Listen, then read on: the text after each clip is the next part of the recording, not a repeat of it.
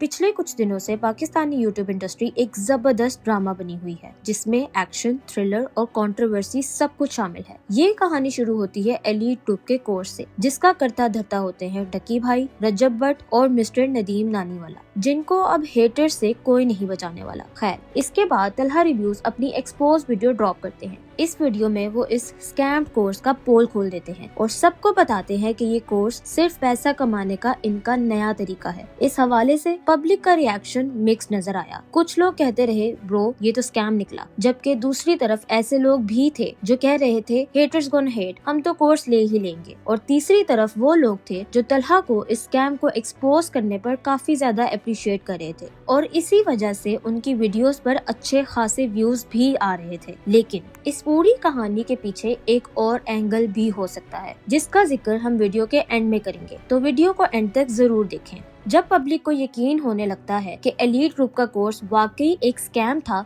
तब कहानी एक नए मोड़ पर आती है। तलहा रिव्यूज एक और धमाकेदार वीडियो लेकर आते हैं जिसमें वो अपने घर पर होने वाली अनऑफिशियल रेड का जिक्र करते हैं। वो दावा करते हैं कि उनके वालिद को जबरदस्ती उठाया गया, उन पर तशद्दुद हुआ, हत्ता के इलेक्ट्रिक शॉक्स भी दिए गए। यहाँ तलहा का रिएक्शन भी किसी एक्शन हीरो से कम नहीं था। वो एक स्ट्रॉन्ग स्टांस लेते हैं, जज्बाती होकर कहते हैं, लेकिन एक बात मैं आपको बता दूं कि अब इतना कुछ होने के बाद किससे मैं नहीं हटता, ठीक है ना। लेकिन फिर इनकी बड़ी बड़ी बातें कुछ ही दिनों में धूल बनकर उड़ जाती हैं। इसके बाद पूरा यूट्यूब एक बैटल फील्ड बन गया। हर बंदा अपना एनालिसिस देने लगा, किसी न किसी एंगल से इस मुद्दे पर बात होने लगी। डकी भाई पहले ही फारूक खोकर साहब के निशाने पर थे और इस कंट्रोवर्सी के बाद धमकियां और भी इंटेंस हो गयी। फारूक खोकर ने तलहा को भी ओपनली सपोर्ट करना शुरू कर दिया। उसके बाद डकी भाई कुछ इस तरह खौफ का शिकार नजर आया। मैं बड़ी देर से नोटिस कर रहा हूं कि एक वीडियो मेरी बड़ी वायरल हो रही है जहां पे एक रिपोर्टर मेरे से आके पूछता है कि यार ये साल 2024 की तो शादी है या नहीं। अब मैंने उसको एक शुगर में रिप्लाई दे दिया, लेकिन उसकी वजह से बहुत सारे कंपैरिजन शुरू हो गए सोशल मीडिया पे कि नहीं उसकी शादी बड़ी, उसकी शादी बड़ी। अब जफर सुपारी, फारूक खोकर भाई से मेरा एक पॉजिटिव वे में अच्छा कनेक्शन है। वो बिजनेसमैन लोग हैं, हम लोग सोशल मीडिया के लोग हैं, हम लोग भाई मुझे माफ कर दो भाई, मेरे मुंह से निकल गई गलती से। आज कभी किसी को नहीं बोलूंगा भाई, मैंने भाई कभी सॉरी भाई, मेरे से गलती। कैसा लगा मेरा मजाक? इस सारी कंट्रोवर्सी के बीच डकी भाई के कैरियर को शाम इदरीस भी झटके देने पहुंचते हैं। शाम इदरीस भी एक यूट्यूब वीडियो हमारी खिदमत में पेश करते हैं। डकी को बुरी तरह क्रिटिसाइज किया जाता है और कहा जाता है कि दिस इज कार्मा। और फिर जब सब सोच रहे थे कि अगला सीन क्या होगा, एक और ड्रामेटिक ट्विस्ट। पाकिस्तान के बिगेस्ट यूट्यूबर डकी भाई तलहा रिव्यूज के पास पहुँचते हैं, दोनों हाथ मिलाते हैं और सुलह हो जाती है।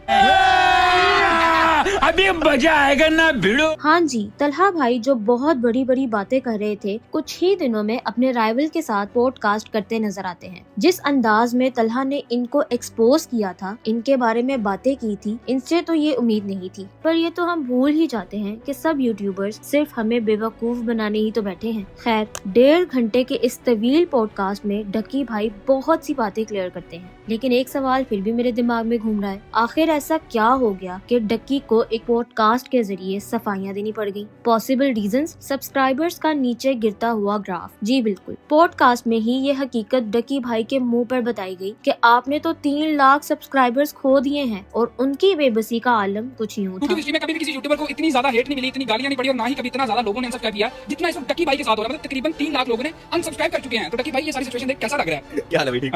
ऐसा क्या लगने यार, मतलब ऐसा क्या लगने यार, मतलब खैर, डकी भाई ने आहिस्ता आहिस्ता पब्लिक से सिंपैथी लेने का सिलसिला शुरू किया और सारा ब्लेम नानीवाला पर डाल दिया। जैसे इन्होंने तो आंखों पर पट्टियां बांधी हुई थी। उन्होंने एडमिट किया कि कोर्स पूरी तरह से तैयार ही नहीं था। फिर इसको लॉन्च करने की जल्दी क्या थी भाई? इसका जवाब सिंपल है, जितना जल्दी हो सके अवाम को लूट लिया जाए। भाई साहब फरमाते हैं कि वो बहुत अच्छी वेबसाइट डिजाइन कर सकते थे अगर टाइम देते। अच्छा, आपके पास अपनी उस पब्लिक को देने के लिए टाइम नहीं था जिसने आपको करोड़पति बनाया? वाह! एक और मजे की बात, रजब को तो वेबसाइट का www भी नहीं पता था। अरे मतलब एल्गोरिथम वाले भाई का इसमें सिर्फ इतना ही रोल था कि उनकी ऑडियंस को इस कोर्स की तरफ अट्रैक्ट किया जा सके, क्योंकि अपेरेंटली उनका टेक से दूर दूर तक कोई ताल्लुक नहीं है। और जो कुछ कोर्स में सिखाया जा रहा था उसमें से ई कॉमर्स में तो तीनों का ही कोई खास एक्सपीरियंस नहीं था। फिर आप इसके एक्सपर्ट बन के क्यों बैठ गए? हाँ, यहाँ एक पॉइंट डकी भाई को जाता है कि टेक रिलेटेड चीजों के हवाले से सबसे ज्यादा नो हाउ इन 3 लोगों में डकी को ही है। लेकिन सिर्फ नो हाउ होने की बेसिस पर आप लाखों लोगों के टीचर बनने का ख्वाब क्यों देख रहे थे? इन सब के बावजूद एक ऐसा कोर्स लॉन्च किया गया जिसके हाथ पांव पहले से ही टूटे हुए थे, लेकिन पब्लिक को मैनिपुलेट करना भी तो लाजमी था ना। पॉडकास्ट का माहौल वैसे तो सीरियस था, लेकिन डकी भाई ने जो मैं तो मासूम था, मुझे कुछ भी पता नहीं था वाला मोड एक्टिवेट किया, उसने पूरी कहानी और भी इंटरेस्टिंग बना दी। हर सवाल का जवाब एक ही था, नानी वाला ही असली मास्टरमाइंड था। मतलब ये जो पूरा रिवेंज सागा चल रहा था, बदला ब्रदर का किडनैप, तलहा के घर रेड, कोर्स स्कैम, सब का मास्टरमाइंड सिर्फ एक बंदा, नानी वाला। तो आप और रज्जब भट्ट इन सब में सिर्फ 33% के ख्वाब देख रहे थे। यकीनन ऐसा ही होगा। कुछ तरीका है भीख मांगने का? डकी भाई ने पॉडकास्ट में गरे मुद्दे भी उखाड़ दिए और साफ कह दिया, नानी वाला मेरा सगा नहीं है। जब दोस्ती पैसों से तोली जाए तो सगे भी दुश्मन ही लगते हैं। जाहिर सी बात है, जो दोस्त आपकी रोजी रोटी पर लात मार दे वो सगा कैसे हो सकता है। जब डकी भाई ने नानी वाला से कहा होगा कि भाई सब्सक्राइबर्स गिर रहे हैं, चल मामला खत्म करे, तो उसने इनकार कर दिया होगा, क्योंकि नदीम का तो यूट्यूब से वैसे ही कोई ताल्लुक नहीं और उनको अपनी गुंडागिर्दी और पावर को भी तो दिखाना था। और इस बेचारे जख्मी को एक और चोट लगती है। डकी भाई ने इस बात का ढके छुपे अल्फाज में खुलासा किया कि उनको क्रिटिसाइज होता देख और उनके सब्सक्राइबर्स गिरता देख रज्जब भट्ट हंस रहे थे। मतलब कोर्स वाली टीम एक दूसरे की ही ना बनी। सैड। खैर, सबसे आइकॉनिक मोमेंट था उनका बेचारा मोड। मैंने नदीम को रोकने की बहुत कोशिश की, हाथ भी जोड़े, कसमें भी खाई, लेकिन वो नहीं रुका। मतलब पूरी कहानी में डकी भाई एक हेल्पलेस ऑडियंस बने हुए थे जो सिर्फ तमाशा देख रहे थे। ये बात मानने में नहीं आती, क्योंकि अगर आप कोर्स एक साथ लॉन्च कर रहे हैं तो एक्सपोज करने वालों को हैंडल करने के लिए भी मिलकर ही कोई स्ट्रेटेजी बनाई होगी ना। कोर्स वाले स्कैम पर जब बात आई तब डकी भाई के अंदर एक नेकी का फरिश्ता जाग गया। इसको फ्री कर दो या पैसे वापस कर दो। भाई साहब को स्कैम की रियलाइजेशन तब हुई जब कंट्रोवर्सी फुल HD में एक्सपोज हो चुकी थी। मतलब कोर्स शुरू होने से पहले ये सोच लेते तो आज पॉडकास्ट रिकॉर्ड करने की जरूरत न पड़ती। लेकिन इस पूरी फिल्म में सबसे ज्यादा रिलैक्स्ड बंदा कौन था? जी, आप सही गेस कर रहे हैं, रज्जब भट्ट। भाई साहब ने एक सेकंड के लिए भी स्ट्रेस नहीं लिया। उनका तो सिर्फ एक सीन था, व्लॉग्स डालते जाओ, पैसे बनाते जाओ। लेकिन जब बात ज्यादा ही गर्म हो गई और डकी भाई के पॉडकास्ट पर आई तो रज्जब भट्ट ने YouTube लाइव पर आकर डकी और तलहा दोनों को खूब सुनाई। जो डकी ने कहा सच है, डकी ने जो मेरे बारे में नदीम के बारे में कहा सच है, मान लो, कोई फिक्र नहीं, कोई रोनी। हाँ, मेरी। उन्होंने कहा कि डकी खुद सब काम करवाता है और बाद में पीछे हट जाता है। इसके साथ साथ नदीम नानी वाला ने भी अपना कमबैक रिएक्शन दिया। भाई साहब ने सीधा तलहा को टारगेट किया और डकी को दोगला कहा। इस रैंटिंग के साथ वो IG साहब और CCPO साहब से अपील कर रहे हैं कि ऐसे साइबर स्टॉकर्स और ब्लैकमेलर्स को छोड़ना नहीं चाहिए।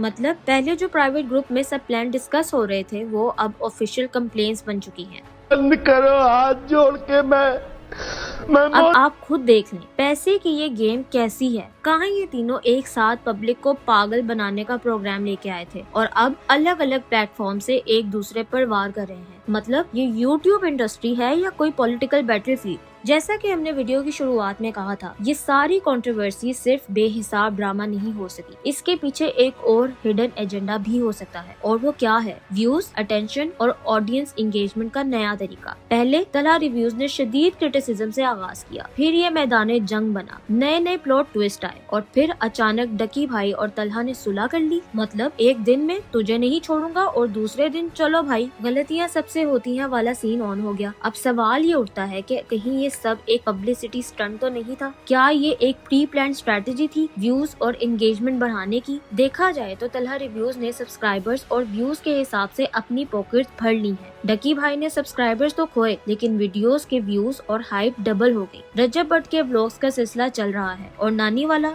चलो उनको छोड़ देते हैं। लेकिन अगर ये सच है तो इसका मतलब ये हुआ कि ये यूट्यूबर्स सिर्फ अपनी ऑडियंस को मैनिपुलेट कर रहे हैं। जो लोग इनको देखकर इनका नाम बनाते हैं वही लोग बेवकूफ बन रहे हैं। इसका सबसे बड़ा सबूत खुद डकी भाई ने दिया जब उन्होंने पॉडकास्ट में क्लियर बताया कि रज्जब भट्ट के साथ लड़ाई एक स्क्रिप्टेड कोलैबोरेशन थी। यानी आज एक दूसरे को एक्सपोज करना, मिलकर व्यूज कमाना, ये सब सिर्फ एक खेल है। अब देखना ये है कि ये ड्रामा किस नए रुख में जाता है और इस फिल्म का दी एंड किस स्टाइल में होता है। उम्मीद है आपको ये वीडियो पसंद आई होगी। इस हवाले से अपने ख्यालात का इजहार कमेंट्स में जरूर करें। तब तक के लिए कंट्रोवर्सी ओवर एंड आउट।